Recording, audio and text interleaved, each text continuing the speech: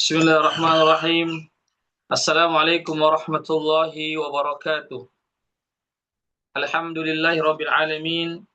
Wassalatu wassalamu ala al-mab'uthi rahmatan lil alamin wa ala alihi wa sahbihi wa sallim. Wa ba'd. Ikhwatal Islam rahimakumullah.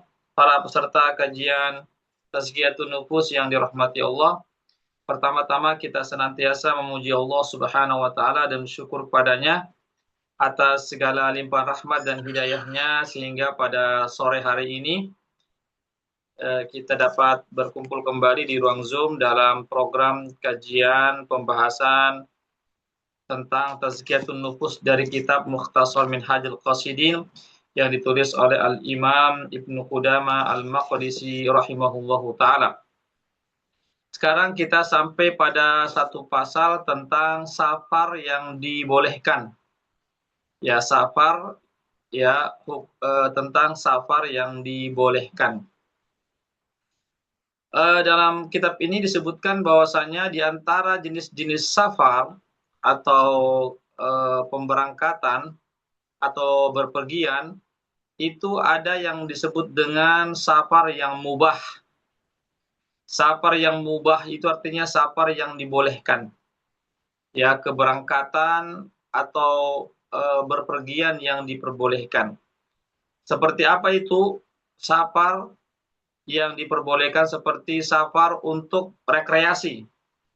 Ya, safar untuk rekreasi atau untuk rihlah atau tamasyah namanya.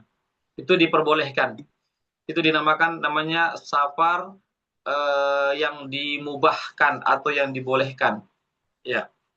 Adapun safar yang tidak ada tujuan maksudnya, ya tidak jelas apa tujuan safarnya itu, begitu juga safarnya tidak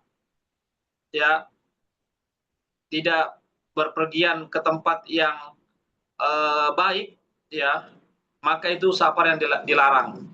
Ya, artinya jangan kita melakukan safar atau berpergian ke tempat ke sebuah tempat yang tidak baik, ya, atau ke sebuah tempat yang tidak diketahui tempat tersebut, ya. Kenapa kalau melakukan satu safar tempat yang tidak baik di situ, ya, atau tempat di situ tidak diketahui kondisinya bagaimana, maka ini adalah safar yang terlarang, ya. Jadi melakukan safar yang tidak ada tujuannya, ya kan kalau rekreasi itu kan ada tujuannya, ya. Rekreasi itu ada tujuannya. Tujuannya apa? Ya untuk refreshing, ya, untuk refreshing. Tapi tidak boleh kita melakukan safar tempat yang tidak diketahui. Artinya itu akan berbahaya bagi orangnya. Karena kan safar inilah perjalanan yang jauh, ya. Perjalanan jauh, ya, kurang lebih kalau kita mau konversikan dengan kilometer itu kurang lebih 80 kilometer itu minimal. Ya, ini kan membutuhkan waktu yang cukup jauh, panjang, maka kita harus mengetahui itu tempatnya. Yang kedua, jangan kita bersafar ke tempat-tempat yang bukan tempat yang baik. Harus ke tempat-tempat yang baik-baik saja. Ya, dan juga ada tujuannya, ya. Bukan cuma sekedar safar saja, jalan-jalan yang tidak ada tujuannya. Tujuannya minimal adalah untuk rekreasi, ya, refreshing namanya, ya. Ya, atau healing barangkali juga, healing ya untuk kesehatan, untuk merefresh kembali supaya lebih semangat lagi kita dalam menghadapi aktivitas-aktivitas, ya, misalnya di musim di musim liburan kita dengan keluarga misalnya safar, ya, itu hal-hal yang boleh-boleh saja. Tapi sekali lagi jangan kita melakukan safar yang di tempat-tempat yang terlarang, ya. Ikhwatal Islam, azakullah. Ya, telah disebutkan dalam hadis Rasulullah sallallahu alaihi wasallam, ya, bunyi hadisnya adalah la rahbaniyata wala tabattula wala siyahata fil Islam. Ya, yaitu tidak diperbolehkan apa namanya, melakukan praktek-praktek kependetaan. Maksudnya praktek-praktek kependetaan itu artinya sama sekali meninggalkan dunia, tetapi terus sibuk melakukan namanya ibadah-ibadah sampai dia melupakan urusan dunianya. Itu tidak diperbolehkan, tidak ada dalam Islam. Artinya kalau kita ingin beribadah sesungguh-sungguhnya, sebanyak-banyaknya, tapi jangan kita melupakan hak-hak kita di dunia ini. Kita perlu makan, yang punya keluarga dia harus berinteraksi dengan keluarganya, memperhatikan keluarganya, ya, tubuhnya butuh istirahat, butuh pakaian, butuh asupan makanan yang bergizi.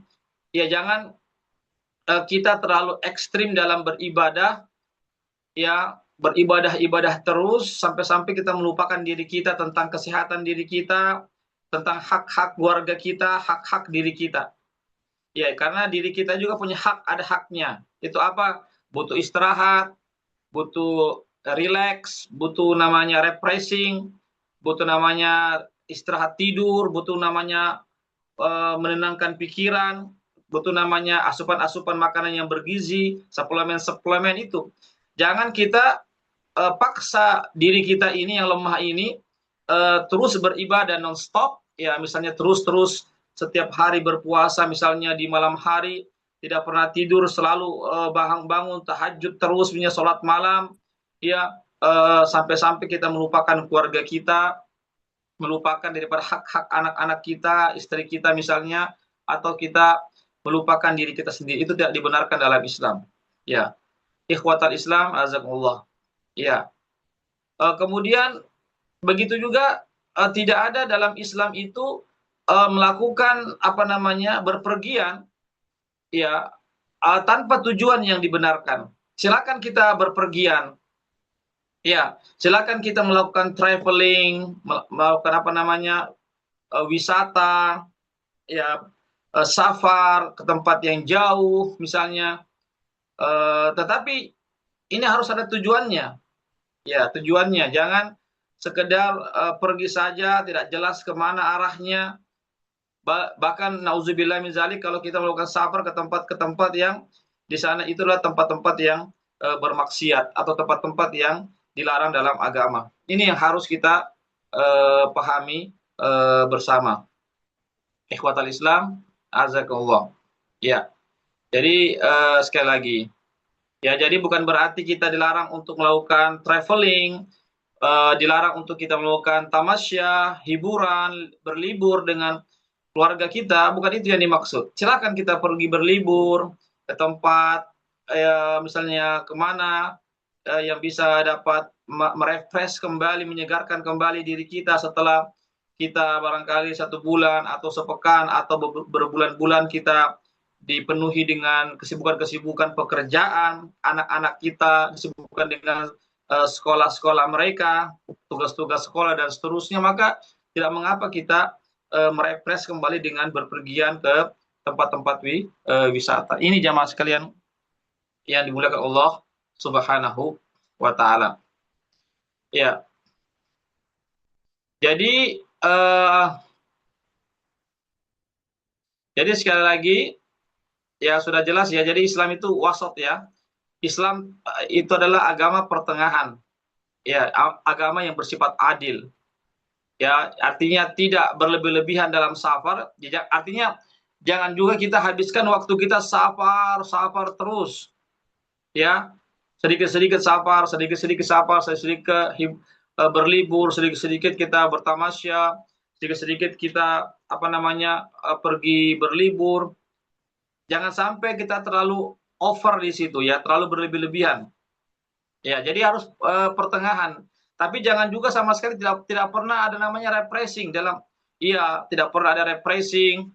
Ya, jangan sampai kita ini terlalu itu tadi terlalu sibuk beribadah atau terlalu sibuk bekerja, mencari nafkah, mencari apa namanya, uang, ya, mencari dunia, tapi kita lupa tentang kesehatan diri kita, kesehatan pikiran kita, kesehatan jasmani dan rohani kita jangan sampai terlupakan untuk kita refresh dengan ada namanya traveling atau safar, ya sesuai dengan kemampuan kita.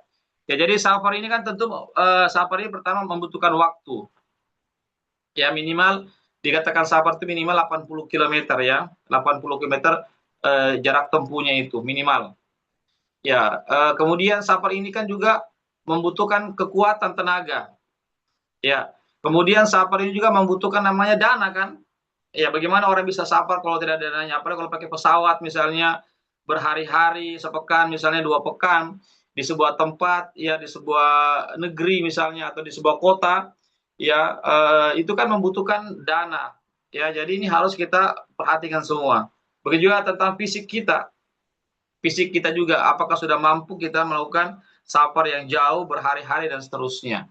Ya, ikhwatal Islam, azakullah. Jadi Islam itu memposisikan safar itu, safar yang bersifat mubah, ya, yang tidak terlarang itu hukumnya boleh-boleh saja itu di tengah-tengah. Tidak berlebihan, artinya tidak sering-sering safar, sampai-sampai kita lupa bekerja, lupa ibadah, dan seterusnya. Yang kedua, jangan juga sama sekali tidak pernah safar, tidak pernah tidak pernah berlibur, tidak pernah refreshing sama sekali. Akhirnya kita terus disibukkan dengan rutinitas kita sehari-hari, jangan sampai. Jadi harus di tengah-tengah. Begitulah agama Islam, agama yang pertengahan. Kemudian adapun orang sebagai seorang pembelajar atau seorang penuntut ilmu, ya, maka tidak sepantasnya bagi seorang penuntut ilmu atau seorang pembelajar, ya, ketika dia safar, melainkan dia semata-mata untuk mencari ilmu. Iya, ini khususnya seorang pembelajar ya. Jadi kalau seorang pembelajar itu tentu akan beda dengan orang-orang biasa. Seorang penuntut ilmu akan beda dengan orang-orang yang awam. Ya, orang awam itu orang yang bukan penuntut ilmu. Ya, jadi seorang penuntut ilmu itu maka dia ketika safar upayakan safarnya itu adalah menuntut ilmu. Ya, misalnya contoh misalnya dia safar ke sebuah tempat atau sebuah kota, sebuah negeri yang mana di tempat itu banyak halaqah-halaqah taklim, banyak situ tempat-tempat pengajian, banyak situ ulama-ulama yang dia bisa mempelajari ilmu. Itu begitu dia lakukan seorang penuntut ilmu. Ya. Beda tadi dengan seorang orang-orang awam, orang secara umum, kaum muslimin secara umum ya wajar kalau pergi safarnya itu untuk tamasya, menenangkan pikirannya, refreshing dan seterusnya. Tapi seorang penuntut ilmu ini artinya di samping dia safar meninggalkan kampung halamannya, dia juga tujuannya adalah untuk menuntut ilmu. Ya, atau dia mencari guru ya yang dengannya itu dia bisa mengikuti akhlak guru itu, mengikuti bagaimana pembelajaran dari guru itu dan seterusnya. Ya, ikhwatal Islam, azakumullah. Kemudian adab-adab bagi orang yang safar.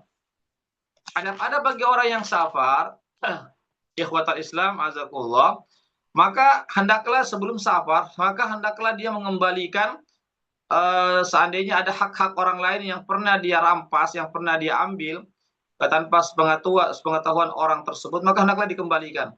Kenapa dikembalikan? Karena itu haknya orang. Ya, haknya orang itu harus kita kembalikan kepada orang tersebut. Karena kita ketahui bersama bahwasanya orang yang safar ini kan pasti artinya belum tentu dia bisa kembali ke kampung halamannya. Banyak faktor. Apakah dia misalnya qadarullah dia meninggal dunia ketika safar misalnya atau dia sakit dan seterusnya. Ya, apalagi di zaman dahulu kan itu orang safar itu naik unta, naik keledai, bahkan ada yang jalan kaki berhari-hari berbulan-bulan. Ya, maka boleh jadi dia tidak akan kembali lagi ke kampung halamannya karena membutuhkan waktu cukup lama dan seterusnya. Maka oleh karena itulah maka hendaklah dia mengembalikan barang-barang atau hak-hak orang yang lain yang pernah dia ambil tanpa sepengetahuan orang tersebut. Itu yang pertama. Yang kedua, orang yang akan melakukan safar ini hendaklah dia membayar utang-utangnya. Ya, seandainya dia punya utang-utang, maka dia hendak membayar utang tersebut sebelum dia safar. Ya, jangan sampai dia meninggal di perjalanan ya pada saat safar dan utang-utangnya belum dibayarkan. ya, atau minimal dia berwasiat kepada keluarganya atau siapa yang ketika itu ada di kampung halamannya mengatakan, saya ini ada wasiat, tolong utang saya dibayar terlebih dahulu dan seterusnya. Kemudian orang yang sabar juga harus memperhatikan nafkah keluarganya yang dia tinggalkan. Ya, misalnya contoh seorang suami misalnya, dia harus sabar, berbulan-bulan misalnya 1 bulan, 2 bulan di negeri orang misalnya, ya, maka dia harus perhatikan keluarganya, anak istrinya, anak-anak dan istrinya, ya. Dia harus perhatikan jangan sampai dia pergi begitu saja, tidak menyiapkan, makanan bekal selama, dia meninggalkan keluarganya itu. Dia harus perhatikan terlebih dahulu. Kemudian begitu juga, seandainya ada titipan-titipan orang yang dititipkan kepadanya, maka sebelum dia safar maka titipan-titipan itu yang merupakan amanah itu harus dikembalikan dulu, dikembalikan kepada orang yang menitipkan barang kepadanya. Ya, kenapa? Karena boleh jadi dia tidak kembali lagi, ke kampung halamannya karena faktor misalnya dia sakit atau karena faktor dia meninggal dunia dan seterusnya. Maka, agar, barang titipan ini bisa, kembali kepada pemiliknya, maka dikembalikan terlebih dahulu sebelum dia melakukan safar. Kemudian di antara adab orang yang safar adalah hendaklah dia memilih teman safar yang baik. Artinya jangan safar sendirian. Ya, jangan safar sendirian. Ada teman yang baik ya, yang menemaninya untuk safar itu. Ya tentu teman yang baik ya, bukan teman yang jahat. Kalau teman yang baik itu tentu kita saling menasihati, ada yang lupa dinasihatkan, ada yang salah diluruskan. Adapun kalau kita bersafar dengan orang yang buruk, nah ini yang bahaya. Dia akan mempengaruhi kita, ya kalau kita salah dibiarkan, bahkan dia bisa mengajak kepada keburukan. Ya, di sini juga menunjukkan bahwasanya safar itu janganlah sendirian. Ya, artinya diupayakan jangan safar sendirian, tapi minimal ada satu orang yang membersamai kita. Kenapa? Ya kalau kita safar sendirian kan apalagi namanya safar kan perjalanan jauh, yang sampai kita di tengah jalan, misalnya kita dalam keadaan sakit, kita butuh bantuan dan seterusnya. Ya maka kalau ada teman, maka teman inilah yang kita bisa ajak ngobrol, saling tolong menolong, saling melindungi dan seterusnya. Kemudian ketika safar maka hendaklah kita jangan langsung safar begitu saja, tapi kita memberitahukan kepada keluarga-keluarga kita, kerabat-kerabat kita, bahwasanya kita akan safar. Ya jangan sampai kita pergi begitu saja, akhirnya orang-orang tidak mengetahui bahwasanya kita sudah safar. Harus kita tahu, sampaikan kepada anak-anak kita, keluarga kita, atau kepada orang tua kita, kepada saudara-saudara kita, kerabat-kerabat kita yang kita anggap mesti mereka tahu. Ya kalau kita pergi begitu saja, tidak meninggalkan kabar-kabar, maka orang akan kebingungan kemana perginya. Makanya problemnya kabar supaya orang kerabat kita, kalau kita tahu oh kita ini sedang safar ke sini, ke tempat ini akan agar mudah untuk dicek. Ya seandainya ditanya kabar dan seterusnya. Ya tapi sekarang kan alhamdulillah sekarang ini beda dengan zaman dahulu. Ya sekarang ini kan ada HP, ada namanya SMS, ada namanya WA. Jadi orang komunikasi gampang sekarang. Ya, dimanapun kita berada, kita bisa komunikasi. Ya, selama ada sinyal internet, maka itu kita bisa komunikasi. Kemudian hendaklah sebelum safar, hendaklah dia melakukan sholat istikharah dulu 2 rakaat minimal. Sholat istikharah 2 rakaat, minta petunjuk kepada Allah. Artinya semoga dalam perjalanannya itu jika baik, maka semoga diberikan kemudahan, keberkahan oleh Allah dan semoga dilindungi oleh Allah Subhanahu wa taala. Itu disunahkan untuk sholat istikharah terlebih dahulu 2 rakaat. Kemudian ada bagi orang yang akan safar atau akan yang melakukan berpergian jauh, maka hendaklah safarnya itu dilaksanakan pada hari Kamis di pagi hari. Ya, hendaklah dilaksanakan pada hari Kamis di pagi hari. Ya, ini bukanlah sifatnya wajib, ya, tapi ini dianjurkan. Jika memungkinkan, maka kita safar di hari Kamis di pagi hari. Kemudian ketika safar jangan kita pergi sendirian ya, sebagaimana saya katakan tadi. Ya, jangan pergi sendirian, apalagi safar ini perjalanan jauh, melelahkan, maka hendaklah ada yang menemani kita, minimal 1 orang teman yang baik yang menemani kita. Kemudian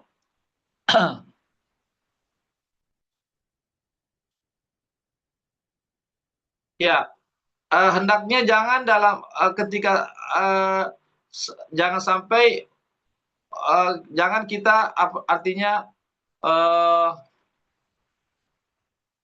jangan kita memperbanyak perjalanan itu di malam hari. Ya jangan. Karena apa? Kalau perjalanan di malam hari tentu kan berbahaya ya. Gelap misalnya atau kalau kita naik kendaraan bisa ngantuk dan berbahaya. Artinya upayakan diminimalkan perjalanan itu di malam. Artinya usahakan kalau di malam hari kita istirahat. Ya karena kalau jangan sampai kita pergi dalam keadaan ngantuk, ya mengendarai kendaraan itu akan berbahaya. Tapi sekali lagi ini bukan sesuatu yang wajib, tapi ini adalah pilihan. Kita melihat saja kondisi-kondisi di tempat itu, apakah cocok kita memperbanyak berjalan atau berangkat itu di malam harinya atau di siang harinya. Kita lihat keadaannya. Cuma di sini dikatakan ya apa namanya karena kalau di malam hari itu kan biasa gelap, apalagi di zaman dahulu itu kan perjalanan tidak ada lampu dan seterusnya. Ya, belum lagi kalau ada orang-orang jahat yang biasanya tuh muncul di malam hari. Kemudian orang yang safar jangan sampai dia meninggalkan zikir dan doa. Ya, ini ya. Jadi sekali lagi orang yang safar ini kan tentu dia pertama barangkali jumlahnya sedikit, barangkali cuma 2 orang, 3 orang misalnya baru perjalanan jauh, kemudian dia orang asing di sana, maka dia harus bentengi dirinya dengan zikir-zikir dan doa-doa. Ya, inilah pertahanan kita. Jangan sampai dalam perjalanan kita lupa berzikir, kita lupa berdoa. Ya, jadi kesempatan. Karena itulah pertahanan kita, perlindungan kita. Ya tentu Allah melindungi kita dengan sebab-sebab zikir dan doa-doa itu berbanyak.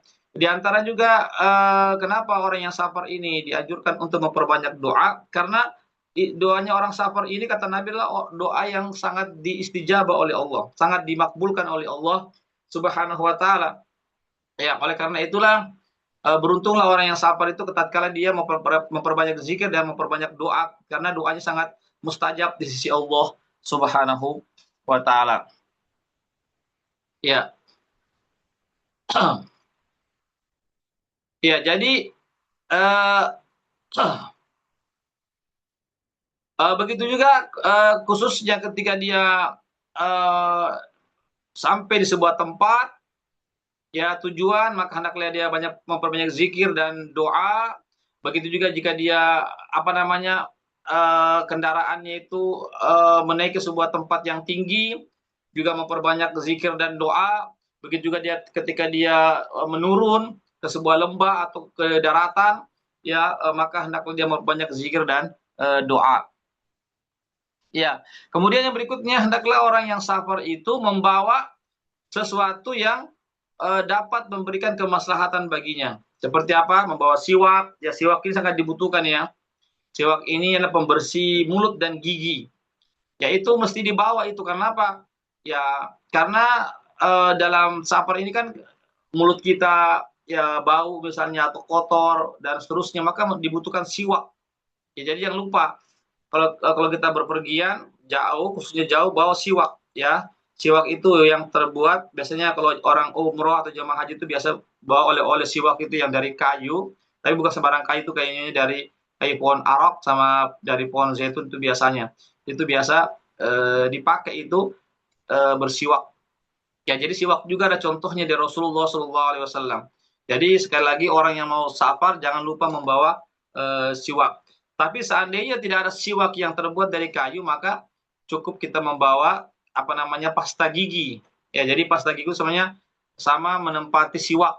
Ya, meskipun siwak ada keutamaan tersendiri, tapi sebenarnya fungsinya sama, yaitu agar mulut kita bisa bersih, sehat, gigi kita kuat dan seterusnya. Kemudian juga membawa ketika safar yaitu sisir, ya sisir juga ya.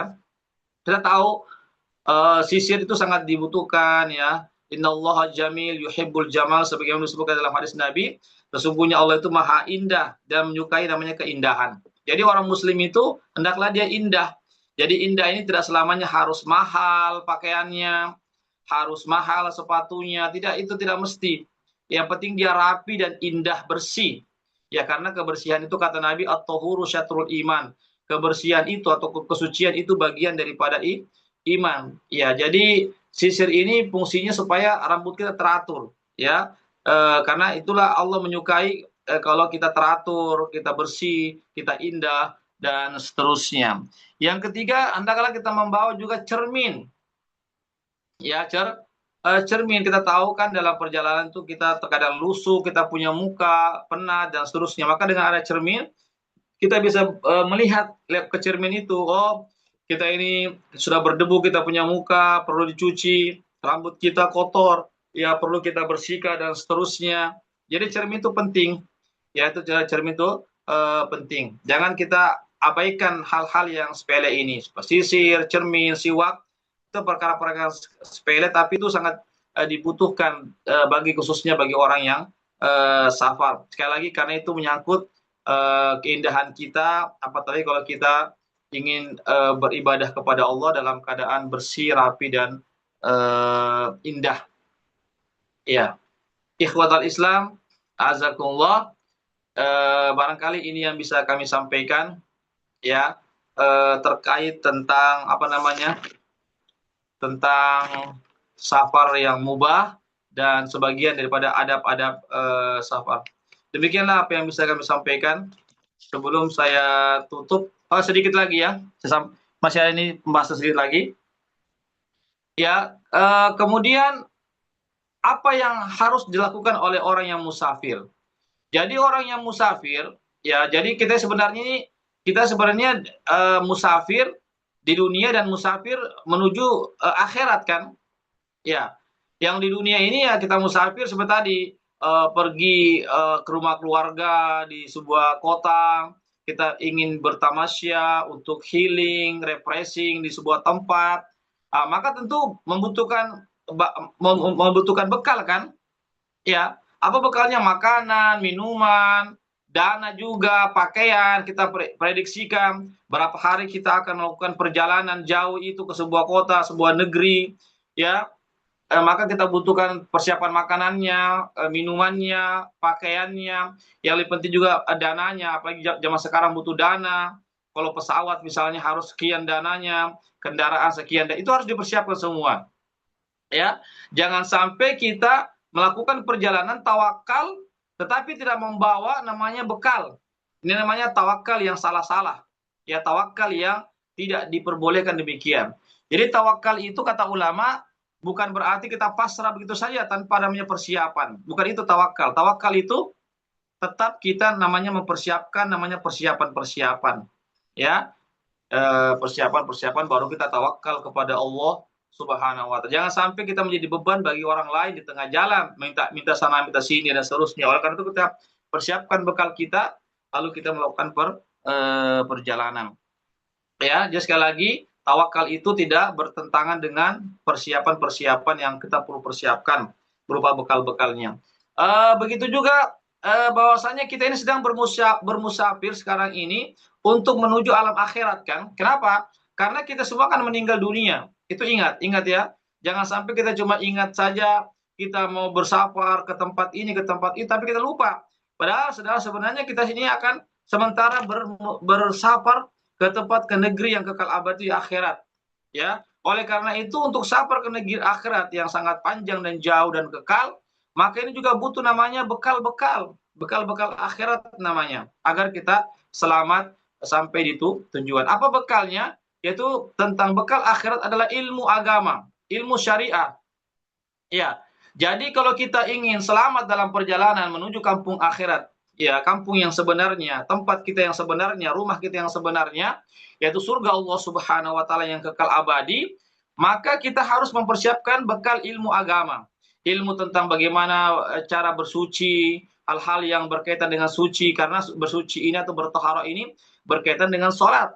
Karena jika tohara kita yang bermasalah, maka sholat kita pun juga bermasalah. Kita juga harus mengetahui ilmu tentang bagaimana sholat yang benar, rukun-rukunnya, sholat khusyuk dan seterusnya, bagaimana cara beribadah yang benar.